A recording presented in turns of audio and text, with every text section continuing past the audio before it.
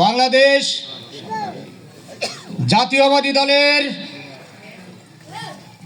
আমাদের বাংলাদেশের একটি দৃশ্য আছে, সোনার বাংলাদেশ।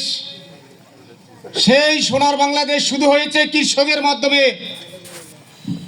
সেই কৃষকের বাংলাদেশ জাতীয়বাদী দলের মেহেন্দিগঞ্জ শাখার উন্নত মানের সিনিয়র নেতা আছেন, উপস্থিত আছেন দক্ষিণাঞ্চলের জাঙ্গালিয়া ইউনিয়নের বাংলাদেশ জাতীয়বাদী দলের কৃষক দলের নেতৃবৃন্দ এবং বিএনপির অঙ্গ সংগঠনের নেতৃবৃন্দ।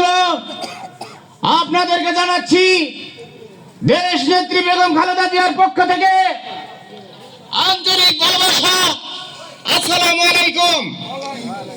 প্রিয় ভাইরা আমার, বাংলাদেশের একটি সোনালী ফসলে ফলাতে হলে বাংলাদেশের কৃষকই ফলায়। তেমনি ভাবে বাংলাদেশের আমাদের দেশ নেত্রী বেগম খালেদা জিয়ার পক্ষ থেকে মেহেন্দিগঞ্জ শাখার থেকে যিনি নেতা কর্মী আসছেন সিনিয়র কৃষক দলের, তাদেরকে জানাচ্ছি আবারও আমি আমাদের দক্ষিণ পাড়ের পক্ষ থেকে আন্তরিক ভালোবাসা। প্রিয় ভাইয়ের আমার, আজকে থানা শাখার নেতৃবৃন্দের কাছে আমার একটি দাবি থাকবে, আমাদের দক্ষিণ অঞ্চলের যেন কৃষক ভবিষ্যতের জন্য আমাদের কৃষকের কিভাবে সহযোগিতা পাইতে পারে। বাংলাদেশ সরকার যদি নির্বাচিত হয় আমাদের দেশ নেত্রী বেগম খালেদা জিয়া, তার হাতকে শক্তিশালী আমরা কিভাবে করতে পারি, আপনারা এই পরীক্ষা তৈরি করে দেবেন প্রত্যেকটা কৃষক শ্রমিকের মাঝখানে। আর ইউনিয়ন নেতা যে হবেন কৃষক নেতা, একটা কথা মনে রাখবেন, মসজিদ ঘরে যদি কোনো মুসল্লি না থাকে তাহলে ইমাম সাহেবের কোনো ভ্যালু থাকে না। স্কুলে যদি ছাত্র না থাকে সেই স্কুলে শিক্ষকের ভ্যালু থাকে না।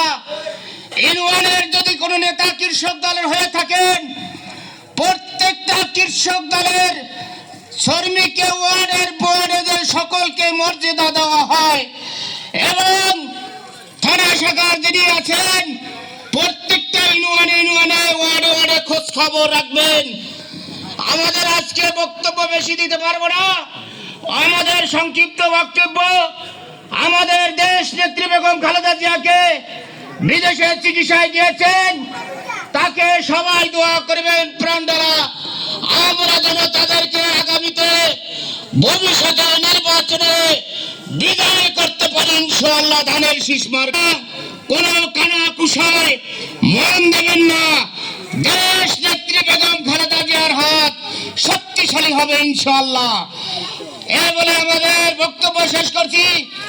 খোদা হাফেজ। বাংলাদেশ জিন্দাবাদ, খালেদা জিয়া জিন্দাবাদ, থানা শাখার নেতৃবৃন্দকে জিন্দাবাদ, দক্ষিণাঞ্চলের আমাদের মেহনতি ভাইকে জিন্দাবাদ। খোদা হাফেজ।